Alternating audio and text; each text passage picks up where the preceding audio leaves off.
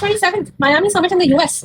Trump, President of United States, jokingly called the Strait of Hormuz as the Strait of Trump. Said this, and I quote, "Excuse me, sorry, I made such a terrible mistake." It was not a mistake. And then he extended Iran's deadline for the third time. Markets rallied, then crashed. Here's what's actually happening. Understand the Strait of Trump moment first. At the Miami summit, he said this: "We are going to work together at the Strait of Trump." Oh, I'm so sorry. The Strait of Hormuz was for laughter. And everyone actually laughed. The media portrayed it as a joke. It was not a joke. Trump does not rename strategic waterways by himself. Testing the water for rebranding is the same playbook as before. Gulf of Mexico, he wanted to rename that as Gulf of America. Denali, he wanted to rename it as Mount Trump. Look at the actual dynamics here.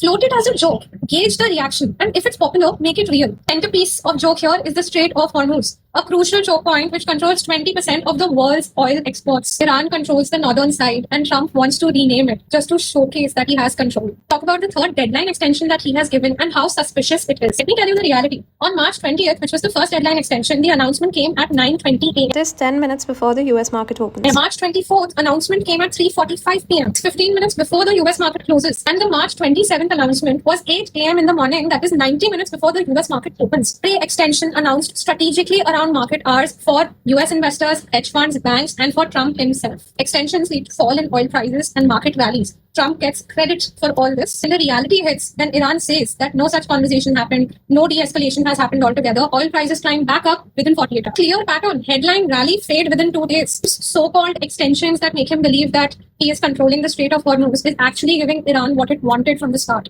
More time to fortify their positions. More time to position their narratives globally. More time to make Trump look weak by denying his so-called deal. Who's winning?